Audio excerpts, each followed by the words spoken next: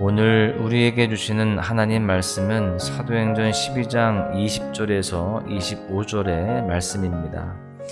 헤롯이 두로와 시돈 사람들을 대단히 노여워하니 그들의 지방이 왕국에서 나는 양식을 먹는 까닭에 한 마음으로 그에게 나와 왕의 침소 맡은 신하 블라스도를 설득하여 화목하기를 청한지라.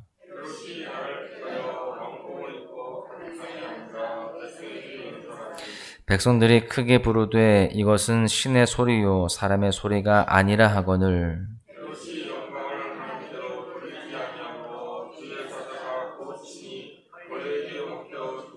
하나님의 말씀은 흥왕하여 더하더라. 바나바와 사울이 부조하는 일을 마치고 마가라는 요한을 데리고 예루살렘에서 돌아오니라. 아멘.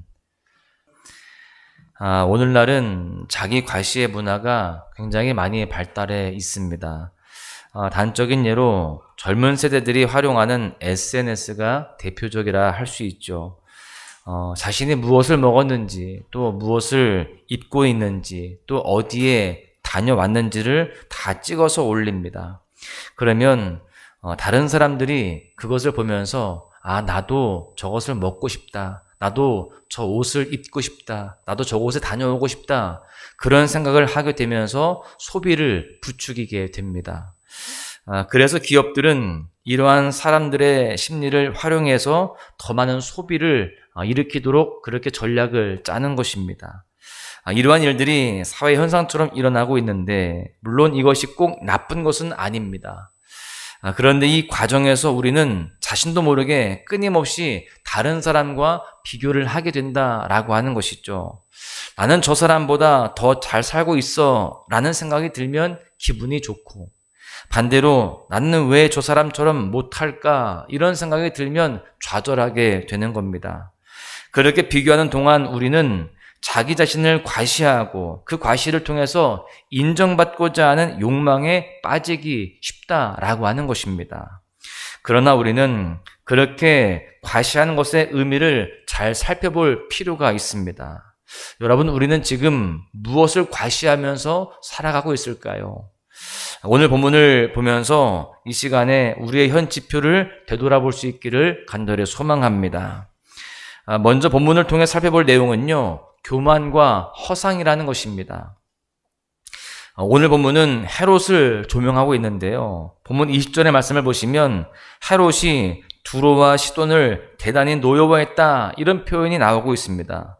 왜 노여워했는지에 대해서는 언급되어 있진 않지만 두로와 시돈 입장에서는 이 관계를 푸는 일이 굉장히 중요했습니다. 왜냐하면 먹을 양식을 유대에서 공급받고 있었기 때문이라는 거예요. 그래서 어떻게든 헤롯의 화를 풀어야만 했습니다. 그래서 그를 설득하게 되죠. 이에 헤롯은 나를 택해서 아주 멋진 옷을 입고 단상에서 백성들에게 연설을 하게 됩니다. 무슨 말을 했는지 역시 알 수는 없습니다. 그런데 어떤 말을 했는지가 중요하지 않아요.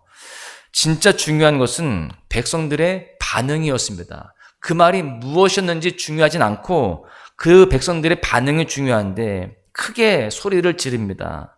그리고 이렇게 말하죠. 이것은 신의 소리요 사람의 소리가 아니라. 이렇게 환호합니다. 헤롯은 그 순간 흠뻑 취해서 환호를 마음껏 누리는 그러한 모습이에요. 사실 자신은 신이 아닙니다. 그는 지금 하나님이 받으실 영광을 자신이 가로채서 받아버린 것입니다.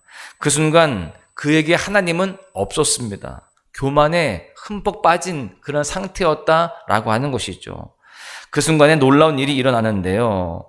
이 사도행전의 저자인 누가가 헤롯을 향한 하나님의 진노를 묘사하는데 23절에 이렇게 되어 있습니다. 헤롯이 영광을 하나님께로 돌리지 아니함으로 주의 사자가 곧 친히 벌레에게 먹혀 죽으니라. 벌레에게 먹혀 죽었다는 거예요. 굉장히 충격적인 그러한 모습이죠. 그런데 우리는 이 충격적인 사건 속에서 중요한 맥락을 깨달아야 됩니다. 오늘 이 본문의 맥락은요, 단순히 교만하면 벌레에 먹혀 죽는다 이런 저주가 아닙니다. 더운 여름에 과일을 그냥 놔두면 벌레가 먹어서 상하듯이 우리가 만든 우리의 영광, 이러한 모든 인간의 욕망들은 결국 다 썩어 없어질 것, 사라질 것이다 라는 것을 상징적으로 보여주는 것입니다. 교만했던 그 헤롯이 벌레에 먹혀 그렇게 죽었듯이, 썩어 없어졌듯이 우리의 교만도, 우리의 영광도 다 그렇게 썩어 없어진다라는 것이죠. 여러분, 교만은 우리에게 있는 대단한 것을 자랑하는 것이 교만이 아닙니다. 하나님 없이 살아가는 것이 교만이에요. 스스로 자신이 하나님이 되는 것, 이게 바로 교만이라는 것입니다. 그래서 오늘 본문에서 범사에 하나님을 인정하지 않을 때 우리는 결국 벌레 먹는 것처럼 부패하고 소멸할 수밖에 없는 인생을 우리는 분명히 깨달아야 되는 줄로 믿습니다. 오늘 이 새벽에 우리는 기억해야 됩니다. 어쩌면 우리가 붙잡고 의지하고 있는 그것이 하나님의 영광이 아니라 나의 영광, 언젠가는 벌레 먹어 썩어지고 소멸하는 영광이 아닌지 돌아보아야 할 줄로 믿습니다. 마태복음 6장 19절에서 이렇게 말씀합니다. 너희를 위하여 보물을 땅에 쌓아두지 말라. 거기는 좀과 동록이 해하며 도둑이 구멍을 뚫고 도둑질하느니라. 무슨 의미일까요? 이 땅의 것들은 결국 다 사라진다라는 겁니다. 우리는 그래서 영원한 것을 붙잡아야 되는 겁니다. 그것은 오직 한 분, 예수 그리스도께서 주시는 은혜와 영광인 줄로 믿습니다. 여러분, 우리는 기억해야 됩니다. 나의 공로가 아닌, 나의 영광이 아닌 예수 그리스도의 십자가에만 영원한 것이 있음을 우리는 분명히 알고 우리는 늘 그 주님의 십자가를 붙들고 살아가야 됩니다. 마태복음 6장 20절의 말씀을 보십시오. 오직 너희를 위하여 보물을 하늘에 쌓아두라.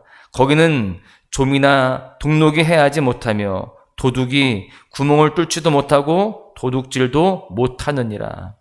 여러분, 우리는 그 하나님의 뜻을 따라서 우리는 보물을 하늘에 쌓아두는 삶이 되어야 할 줄로 믿습니다. 하나님의 그 사랑을 믿는 그 믿음을 가지고 그 십자가를 사랑하는 그 마음을 가지고 살아가야 됩니다. 그럴 때에 우리는 하늘에 보물을 쌓아두는 그런 삶이 되는 것입니다. 우리 모두가 그 십자가의 사랑을 붙잡고 감격하며 경험하고 믿음으로 우리 일상을 살아내는 그런 모습들 되시기를 간절히 소망합니다. 계속해서 오늘 본문을 통해 살펴볼 것은 은혜의 승리입니다. 인간은 스스로의 힘으로는 넘어질 수밖에 없습니다. 아무리 잘난 사람도요, 교만에 빠지게 되고 그 교만은 결국 잠언의 말씀처럼 패망의 선봉이 되게 됩니다. 결국 우리는 예수 그리스도의 십자가가 없이는요, 사라질 수밖에 없는 존재, 실패할 수밖에 없는 존재다라고 하는 것입니다. 그렇게 하나님은 멈추시지 않습니다. 우리에게 구원의 십자가를 전해주고 싶어서 견딜 수 없어 하는 분이 바로 하나님이시다라는 거예요. 오늘 본문 24절의 말씀을 보십시오. 하나님의 말씀은 흥왕하여 더하더라. 여러분, 흥왕이라는 말은 무엇을 말할까요? 번창하고 사력이 매우 왕성하게 퍼져나가는 것을 의미합니다.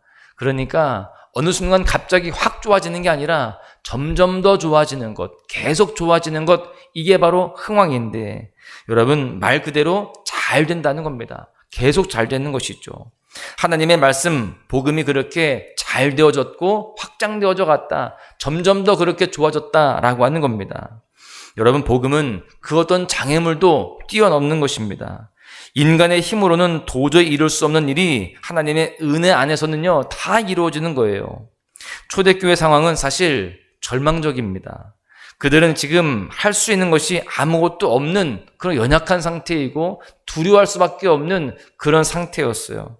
그러나 그들이 어떻든지 하나님의 말씀은 그 어떤 상황에서도 굴하지 않고 계속적으로 확장되어져 갔다라는 겁니다. 지금 초대교회는 성도들은 이루 말할 수 없는 그러한 어려움 속에 있고 두려움 속에 있지만 말씀은 그 모든 환경을 뛰어넘어서 그렇게 확장되어져 가고 복음의 영역이 더욱더 넓어져 갔다라고 하는 겁니다. 여러분, 이것이 바로 은혜의 승리인 것입니다.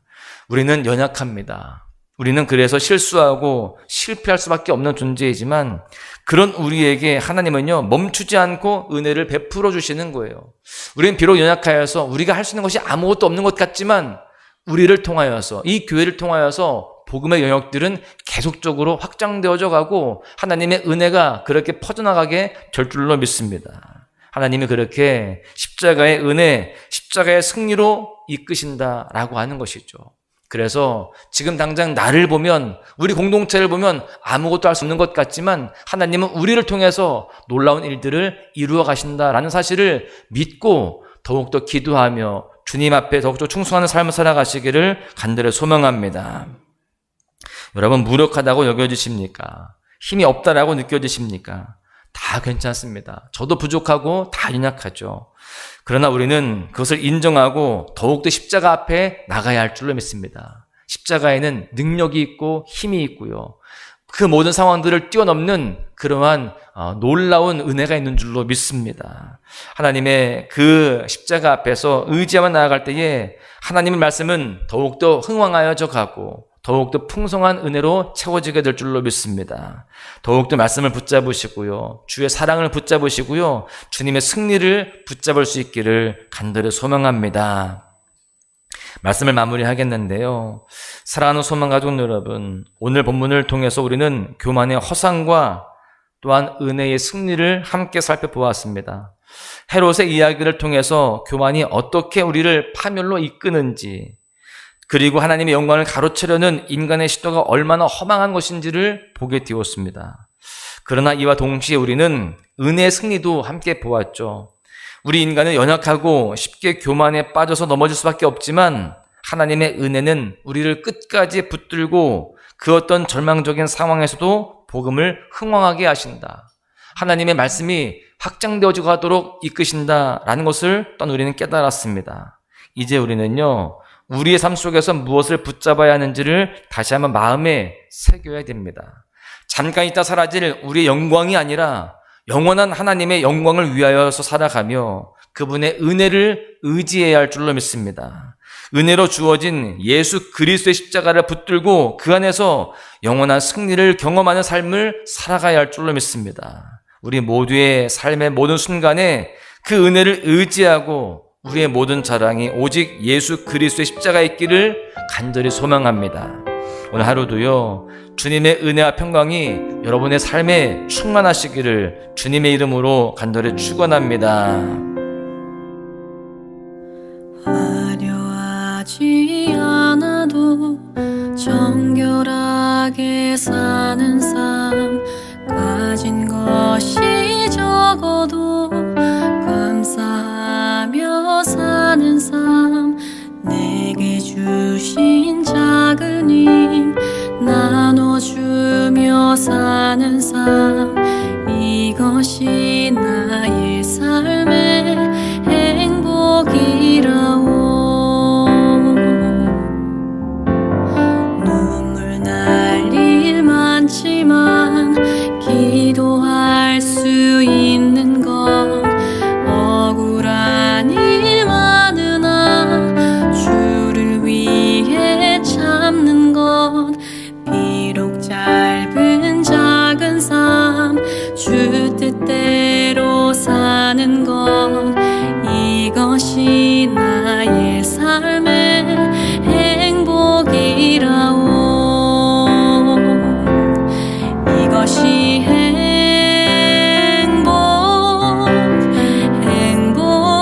행복이라오. 세상은 알 수 없는 하나님 선물, 이것이